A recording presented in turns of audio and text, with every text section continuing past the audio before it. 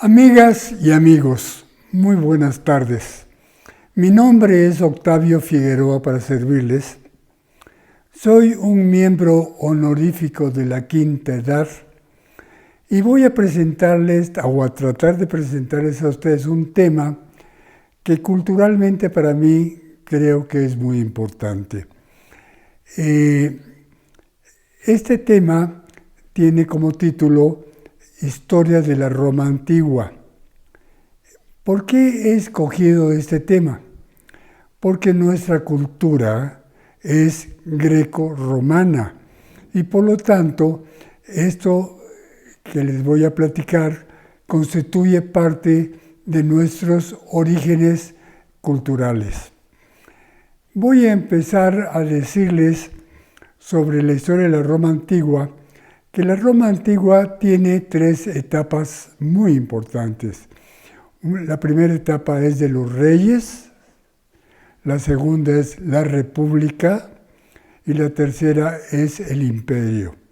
Voy a tratar de referir única y exclusivamente los puntos esenciales de cada una de estas etapas. Empezamos con los reyes. Bueno, la ciudad de Roma fue fundada en el año 753 a.C. por dos hermanos, nos dice la historia, Rómulo y Remo. Estos hermanos hicieron un juramento. Ese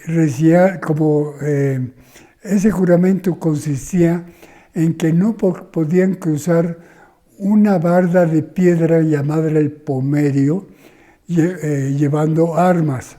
Resulta que Remo se le ocurrió faltar a esa palabra y entonces Rómulo lo asesinó. Terrible. Bueno, entonces Rómulo viene a ser el primer rey de Roma. Son en realidad, el periodo de los reyes incluye a 7 reyes. Esos reyes son, voy a tratar de memorizarlos porque no leo nada.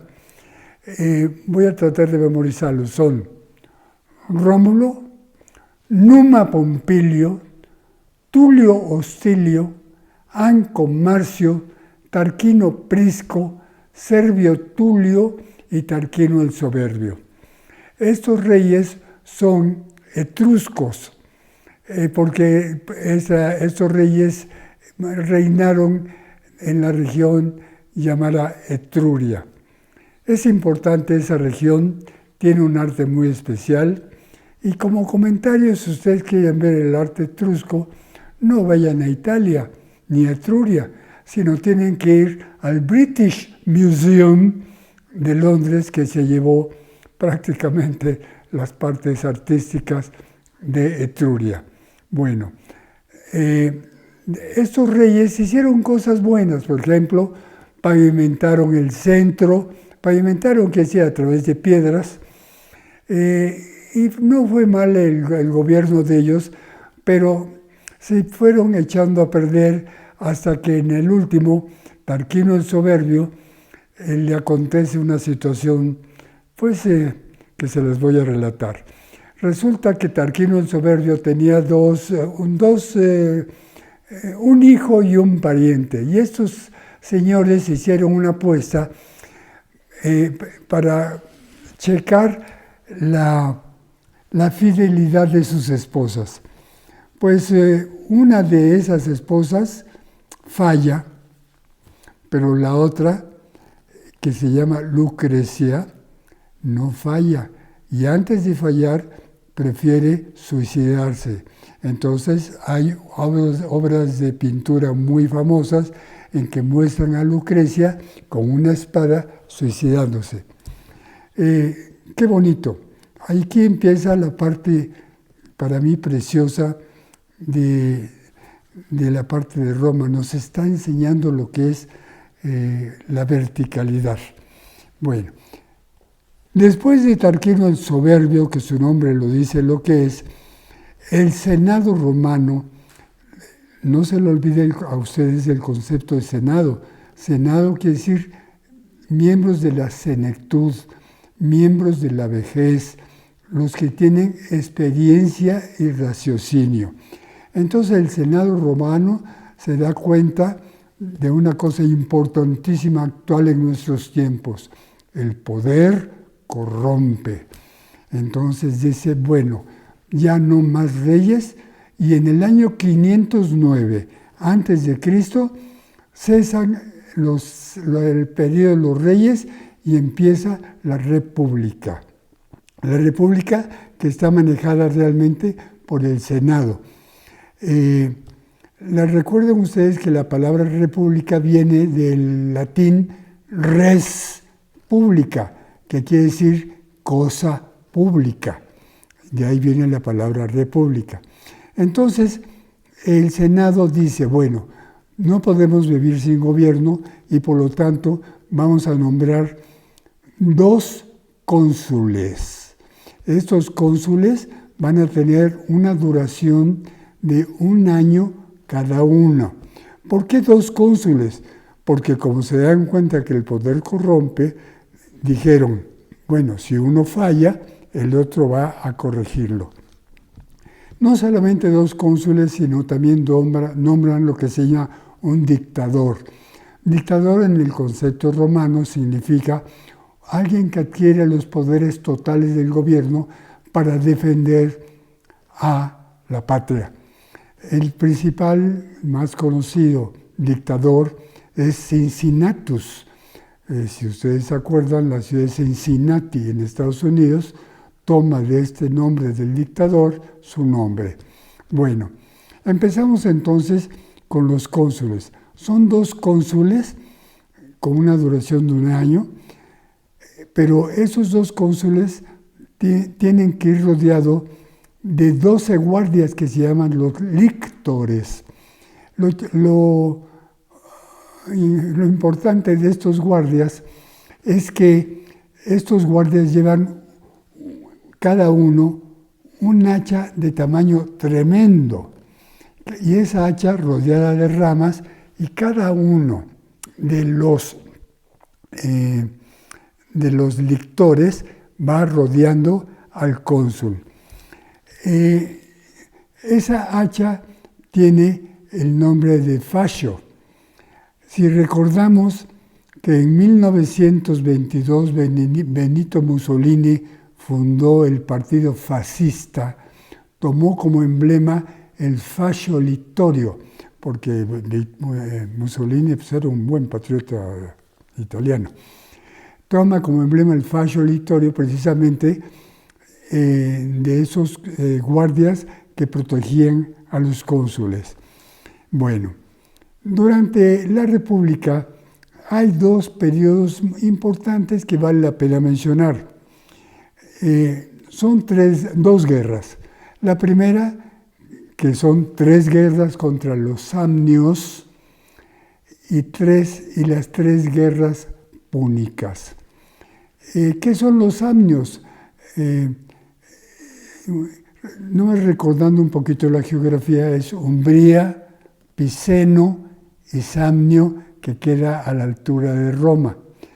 Entonces, hubo 3 guerras contra los samnios. De esas guerras que los romanos vencen, hay una pintura dentro de esa época que muestra el rapto de las Sabinas, durante las cuales los romanos, como carecían de mujeres, van y se raptan a unas mujeres hermosas de las Sabinas. Esas mujeres se pelean, luchan para que no sean raptadas, pero nos dice la historia que finalmente, cuando ya son raptadas y un tiempo después, esas mujeres quedan muy satisfechas porque resulta que sus esposos fueron grandes hombres para ellas. Es el rapto de las Sabinas. Sabiendo de esas tres guerras, nos pasamos a unas guerras importantísimas desde el punto de vista histórico-cultural que yo estudié desde secundaria, que se llama las guerras púnicas. Las guerras púnicas fueron 3. La primera cosa que hay que aclarar, ¿Por qué se llaman las guerras púnicas? Porque en griego, Pudnos es el nombre de Fenicia. Entonces son las guerras de los romanos contra los fenicios. De ahí el nombre de guerras púnicas. Los fenicios eran excelentes navegantes. Se habían hecho dueños prácticamente del Mediterráneo. Tenían una ciudad frente a la bota italiana que se llama Cartago. Entonces es muy famosa una frase de uno de los cónsules que dijo: "Delenga Cartago", eso en su idioma, ¿no? Delenga Cartago quiere decir destruyamos a Cartago. Entonces empiezan las 3 guerras púnicas. Por parte de las púnicas, o sea, de los fenicios, son 3 generales fenicios: Amílcar Barca y sus 2 hijos, Asdrúbal y Aníbal. Tuvieron cada uno una de esas 3 guerras. El más famoso fue Aníbal, porque en la tercera guerra púnica resulta que Aníbal, que odiaba realmente a los italianos, con una manada de elefantes se van hacia el norte, se van por Francia, por Suiza, atraviesan los Alpes con los elefantes y descienden hasta Roma. Por razones desconocidas, Aníbal pudiera haber tomado Roma, no la toma. Pero entonces, debido a esa situación, Aníbal pierde la batalla. ¿Qué general romano es el que vence la batalla? Es un general famosísimo. Ahorita les digo el nombre. Ese general es Escipión el africano. Escipión en italiano, Cepione, quiere decir bastón. Y fue realmente un tipazo, un supergeneral. Vence, total, desaparecen los cartagineses y empieza entonces Cepione a manejar Roma. Ahora, Cepione, que aparte tuvo una historia muy linda, tuvo una hija fantástica que se llama Cornelia. Cornelia fue famosa por su frase. Hay otra vez cuadros que muestran a Cornelia recibiendo en su casa, muy lujosa, podríamos decir, de esos tiempos, recibiendo a sus invitadas y las invitadas le dicen: mira mis joyas, mira mis collares, mis diademas, todo. En cambio, Cornelia les dice: no, mis joyas son mis hijos, que se llaman Tiberio y Cayo Graco.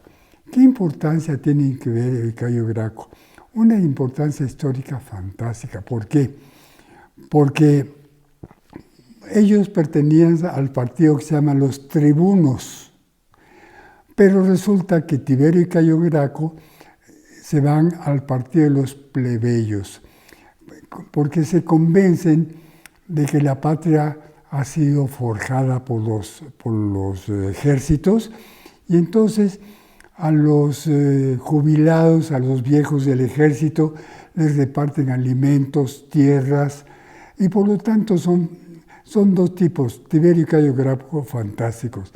Lo tristísimo de esta historia es que Tiberio acaba asesinado y Cayo Graco también termina muerto, pero a pedradas. Bueno, se dan cuenta también de la parte histórica tremenda. La historia es muy ruda. Después nos vamos a saltar hasta unos cónsules muy importantes que se llaman Mario y Sila. Mario, muy culto; Sila, inculto, un gran guerrero. Y es un gran guerrero porque vence en la batalla de Sigurta. Si me equivoco en el nombre, me perdonen. Entonces vence Pero Mario era el contrincante de este señor, y por lo tanto Sila pues es un vencedor y es un gran guerrero italiano romano. Bueno, después de eso empiezan unos individuos muy importantes históricamente, que son Pompeyo, Craso y Julio César. Pompeyo estaba casado con la hija de Julio César. Craso no tiene mayor importancia para nosotros, pero lo importante es que esos tres tipos, Pompeyo, Craso y Julio César, forman el primer triunvirato en época de la República. Forman el primer triunvirato. Pero vamos a hablar del más importante, que es Julio César. Julio César fue un cónsul que fue enviado a las Galias a pacificar a los francos. Y resulta que después de 5 años, Julio César vence al jefe de los Galios, muy famoso, que se llama Vercingetorix. Después de vencer a los galos, vuelve Julio César y se hace del poder. Pero Julio César es asesinado en la curia de Pompeyo, y resulta que es asesinado por 2 individuos que se llaman Bruto y Casio. Julio César era culto, y la historia nos dice que cuando estaba siendo asesinado se volteó y le dice al asesino: tú también, Brutus, pero se lo dice en griego, tú también, Brutus. Es importante, de todas maneras murió Julio César. Sobre Julio César hay una anécdota, pues muy dura, pero se las voy a decir. Julio César fue el amante de todos los cónsules de su tiempo. Y fue fue el amante de todas las esposas de los cónsules. Y fue la mujer de todos los cónsules. O sea, un tipo que realmente sexualmente, se excedió brutalmente. Muere Julio César asesinado, y los restos de Julio César están en el Vaticano, en medio de la fantástica columnata de Bernini, abajo del obelisco. Ahí están los restos de Julio César. Bueno, después de esto, Mario, cuando muere, le deja un testamento, y el testamento es para un sobrino suyo que se llama Octavio. En realidad no se llama Octavio, se llama Cayo Julio César Octaviano. Y ese Cayo Julio César Octaviano forma otro triunvirato que es Octavio, Marco Antonio, el segundo triunvirato, Octavio, Marco Antonio y Lépido.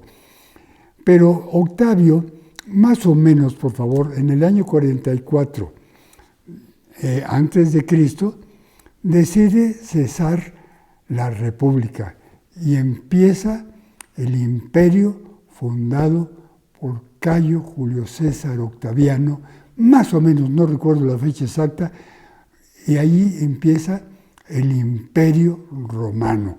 El primer emperador romano lo llamamos vulgarmente Octavio.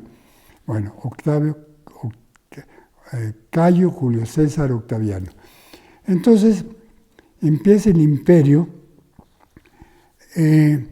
Durante el imperio de Octavio nace Cristo nuestro Señor. Yo soy católico, por eso lo nombro así. Nace Cristo nuestro Señor. Y después de que muere Octavio, pues empieza una serie de emperadores que les voy a tratar de mencionar con algunas o grandes fallas, que son Tiberio, Calígula, Claudio y Nerón. Durante el imperio de Tiberio, Cristo Jesús es crucificado durante el imperio de Tiberio. Calígula se vuelve medio loco y nombra cónsul a su caballo. Tiberio, Calígula, Claudio se casa con Agripina, adoptan a Nerón. Nerón, tengo entendido, no estoy muy seguro, mata a Agripina y queda como un auténtico loco, incendia Roma. Entonces, ¿para qué hablamos de Nerón, que por todos nosotros es más que conocido? Después de Nerón vienen tres, que son Galba, Otón y Vitelio. Galba, Otón y Vitelio. Tiene importancia porque hay un historiador que se llama Suetonio, que hace un libro que se llama Historia de los 12 Césares. Ese libro a mí me interesa muchísimo porque Alfonso Reyes dice que el nombre de nuestro medio tiene que haber leído a Suetonio y tiene que haber leído la historia de los 12 emperadores. Para mí, Alfonso Reyes lo tomo muy en cuenta, porque es el hombre más culto que, según yo, ha existido en todos los tiempos, en toda la República Mexicana. Alfonso Reyes, una maravilla, entre maravillas, mis respetos y mis envidias totales ante Alfonso Reyes. Después de haber terminado con estos emperadores, que son los 12 emperadores, empezamos con otros que son los Flavios. Los emperadores Flavios son tres: Vespasiano, Tito y Domiciano. ¿Qué hizo Vespasiano? Vespasiano construyó el foro romano, el Coliseo. El Coliseo romano fue construido por Vespasiano. Muy bien. De ahí es una importancia histórica brutal. Tito, su hijo, se le ocurrió con sus ejércitos irse a Jerusalén, y históricamente es conocido porque destruye a Jerusalén, y entonces históricamente es fantásticamente importante porque los judíos, llevándose el arca, salen de Jerusalén. El arca no se sabe dónde lo esconden, pero allí empieza una época fantástica de importancia para la actualidad, que es la diáspora de los judíos, iniciadas en el año 71 después de Cristo, debido a la destrucción de Jerusalén por Tito. La diáspora, que todavía tenemos la diáspora, o sea, la dispersión de los judíos por todo el mundo, fue creada por esa destrucción de Jerusalén. Vespasiano, Tito y Domiciano. Domiciano hizo su estadio muy famoso para el que ha visitado Roma, porque ahí se va uno a tomar el café en lo que se llama, que siempre se me olvido, es el estadio de Domiciano, que toma uno su cafecito, es donde está la fuente de los 4 ríos, la iglesia de San Inés, es la Piazza Navona.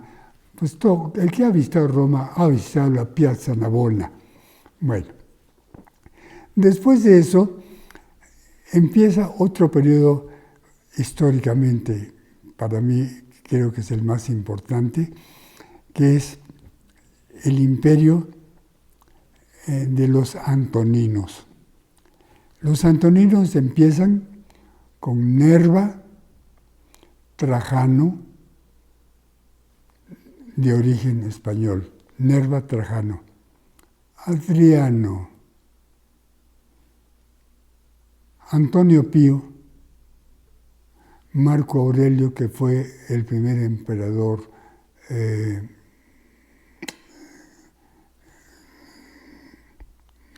se me va la palabrita.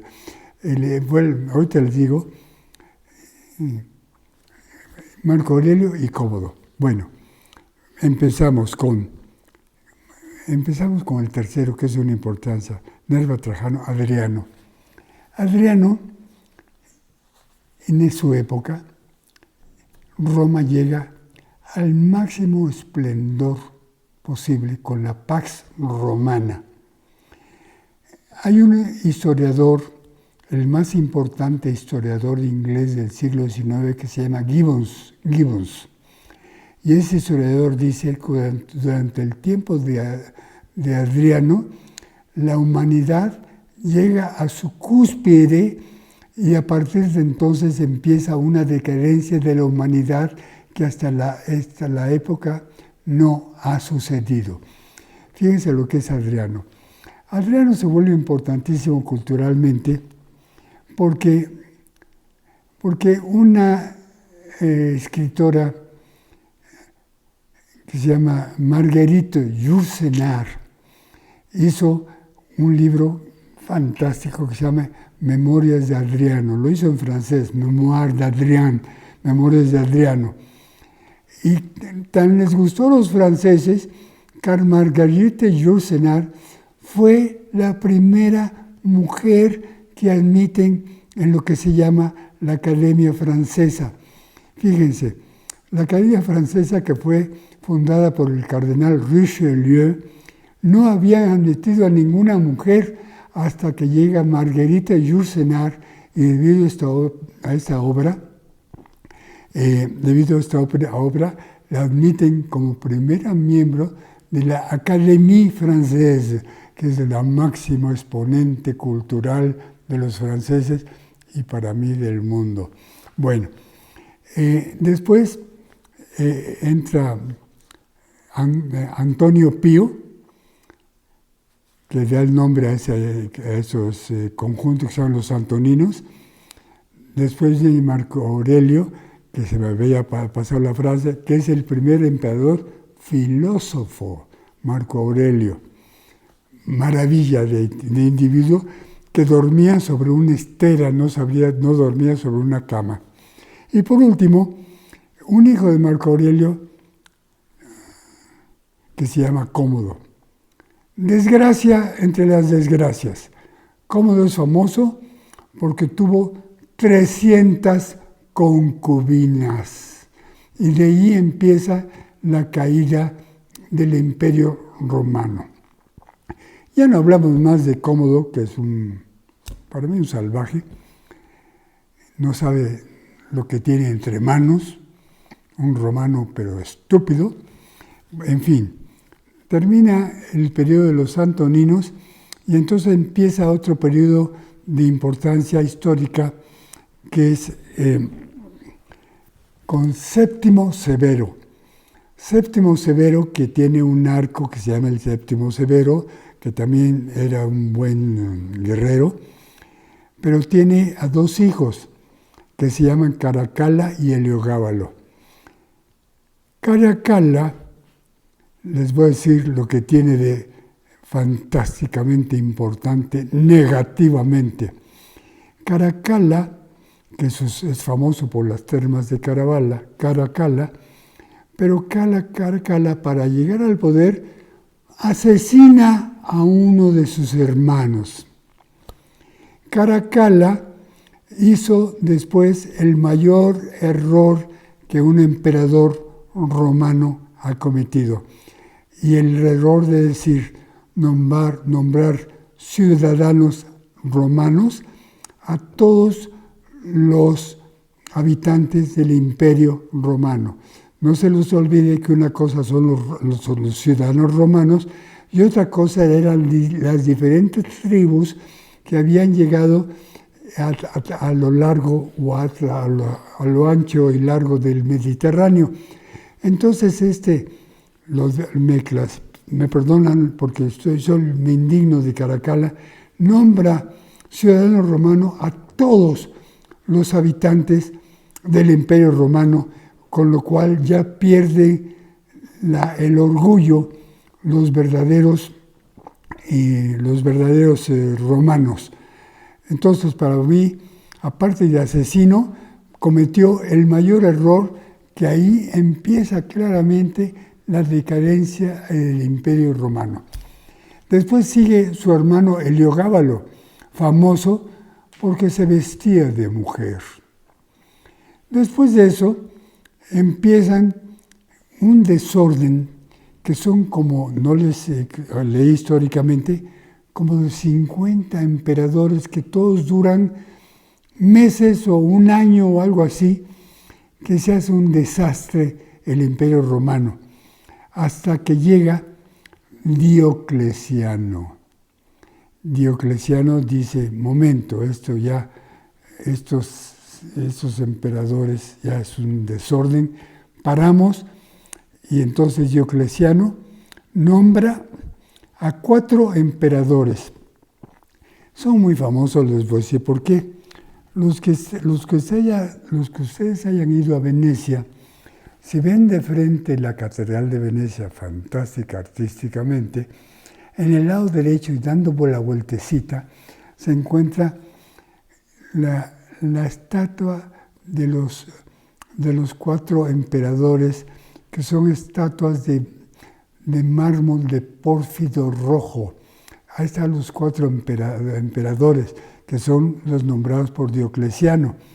Bueno, se nombra a los 4 emperadores, no me voy a meter un poquito más a más detalle para no ser tan largo esto, y resulta que empieza Diocleciano, empieza y nombra también como emperador a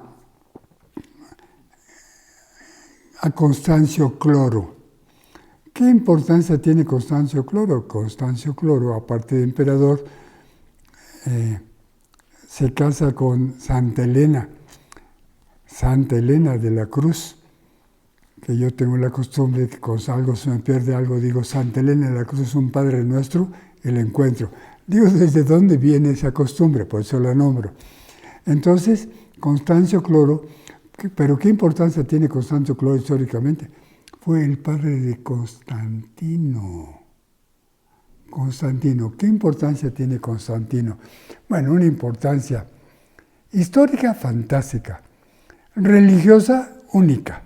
Les voy a decir por qué. Constantino, más o menos en el año 325, hace el edicto de Milán, y el edicto de Milán dice que la religión cristiana es admitida, no nombrada oficial, es admitida en el Imperio Romano. Eso lo dijo Constantino.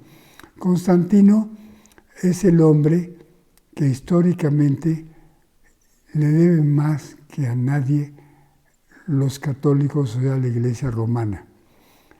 Debido a eso, Constantino le dio un poder fantástico a la historia romana. Ahora, después de Constantino, pues viene Juliano el Apóstata, que como se opone a todo ese edicto de Milán, Juliano el Apóstata, y después ya para terminar viene el gran Teodosio. El gran Teodosio, que tuvo 2 hijos, el nombre de un cine que siempre se me olvida, mal rayo lo parte, Arcadio, tiene 2 hijos, Arcadio y Honorio. Manda Arcadio a Constantinopla y manda a Honorio a Milán.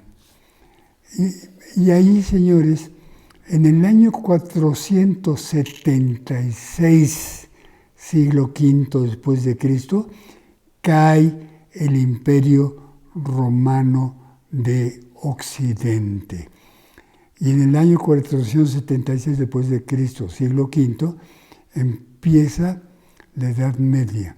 La Edad Media que dura 10 siglos y que dura hasta el año de 1453 por la toma de Constantinopla por los turcos.